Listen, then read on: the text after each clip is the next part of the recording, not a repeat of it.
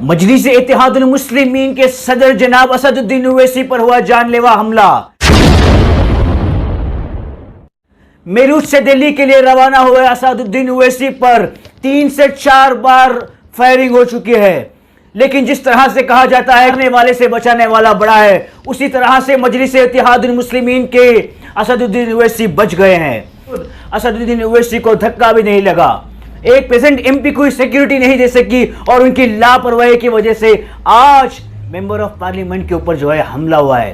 तो इसी सिलसिले में बात करने के लिए हम पहुंचे हैं मजलिस-ए-इत्तेहादुल मुस्लिमीन के बेंगलुरु प्रेसिडेंट जनाब के शरफुद्दीन के पास कि क्या जनाब असदुद्दीन ओवैसी इस हमले के बाद भी इलेक्शन लड़ेंगे या वो डर कर अपने कदम को पीछे ले लेंगे। तो चलिए बात करते हैं जनाब के शरफुद्दीन से और जानते हैं ये क्या कहना चाहते हैं। आज मजलिस-ए-इत्तेहादुल मुस्लिमीन के सदर जनाब असदुद्दीन ओवैसी पर जो है जानलेवा हमला हुआ है, इस बारे में आपका क्या कहना है? बिस्मिल्लाहिर्रहमानिर्रहीम, अस्सलामु अलैकुम वरहमतुल्लाहि वबरकातुहू। फानूस बनकर जिसकी हिफाजत हवा करे, वो शम्मा क्या बुझे जिसकी हिफाजत खुदा करे।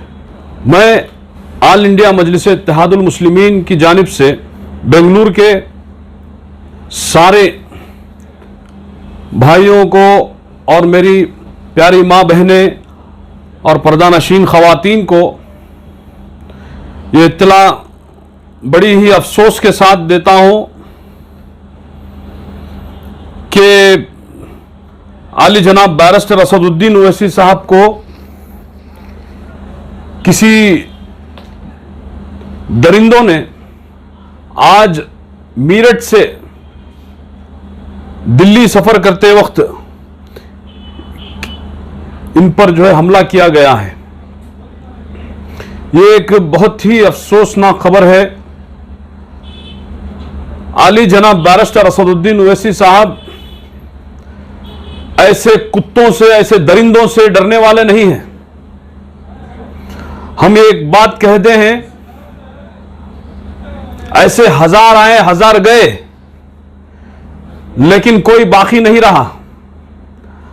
आली जनाब बैरिस्टर असदुद्दीन ओवैसी साहब ने कसम उठाई है कि अपनी जान को अल्लाह के हवाले करके जन्नत के एवज में उन्होंने अपनी जान को पहले ही दे चुके हैं। क्या जान लोगे उनकी? पहले ही वो जान अल्लाह के हवाले कर दिए हैं।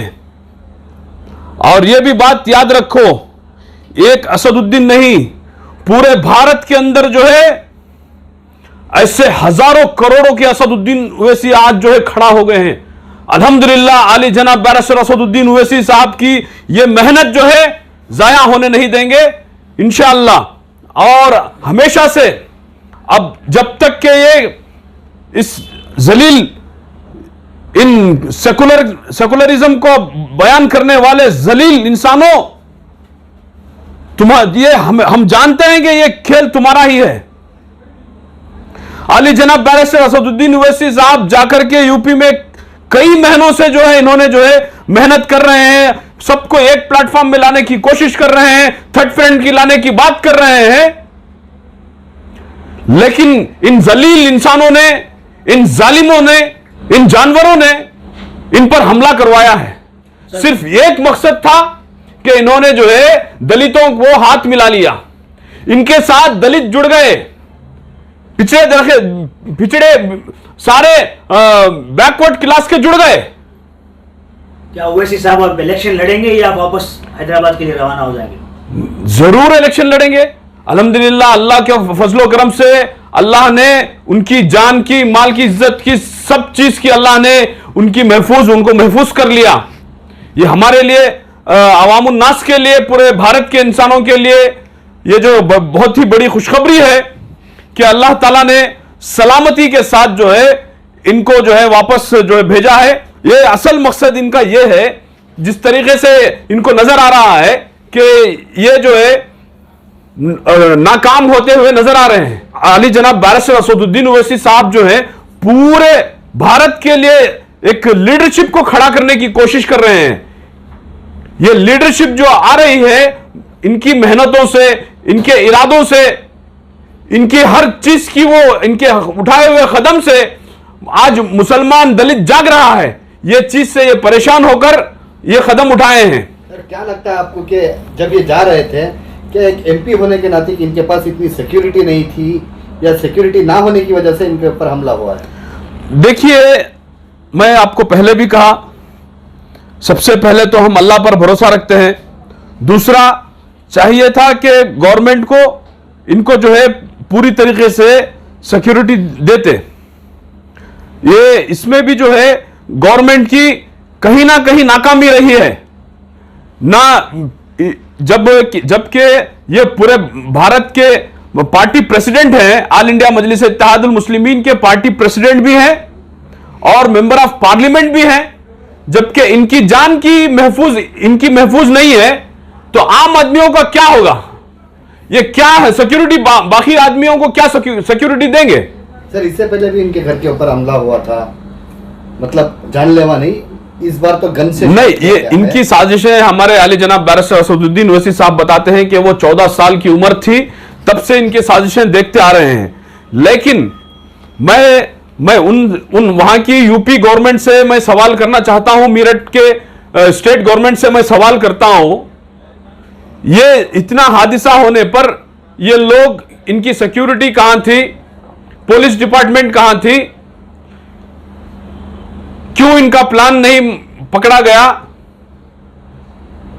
और वहां के होम मिनिस्टर क्या कर रहे थे? एक कैसा हादसा हुआ? जी, क्या लगता है आपको, ये किसकी साजिश हो सकती है? देखिए, ये काम तो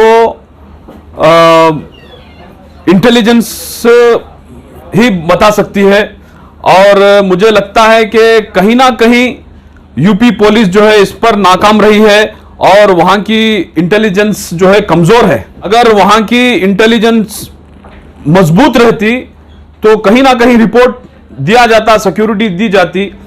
हम यूपी पुलिस से पुरजोर अपील करते हैं, जिस किसी ने भी इस काम को अंजाम दिया है उसको फौरी तौर पर सजा सुनाया जाए, उसको अरेस्ट किया जाए और सख्त से सख्त कार्रवाई की जाए। यह हमारी एक पुरजोर अपील है। तो क्या वो हादसा होने के बाद में कहीं स्टेटमेंट आया है असदुद्दीन ओवैसी का कि उन्होंने क्या कहा है? असदुद्दीन ओवैसी साहब का स्टेटमेंट आया था कि लगातार उनके ऊपर जो है 4 या 5 बार जो है फायरिंग होती गई। वो इसके पीछे कोई ना कोई लगा है, इसको तहकीक करना है कि किसका हाथ है। क्या ये अपोजिशन पार्टियों का हाथ है या दूसरी पार्टियों का हाथ है इलेक्शन के मुद्दे में, या फिर कोई और दूसरा घुस करके इसको काम अंजाम देना चाह रहा है? ये सारे चीजें जो है हम फौरी तौर पर हम डिमांड करते हैं कि इस पर गौर व फिक्र किया जाए, वरना पूरा भारत आली जनाब बैरिस्टर असदुद्दीन ओवैसी साहब के साथ बराबर खड़ा हुआ है। नहीं तो पूरे भारत के अंदर जो है रोड पर निकल कर आएंगे।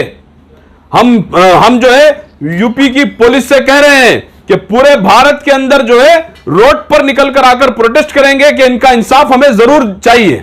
इनको खौफ है कि आली जनाब बैरिस्टर असदुद्दीन ओवैसी साहब जो मेहनत कर रहे हैं वो पूरे हिंदुस्तान के अंदर आज इंसान जो है जाग रहा है। वो सिर्फ मुसलमानों के लिए नहीं लड़ रहे हैं, बल्कि दलित और सारी इंसानियत के लिए आवाज उठा रहे हैं।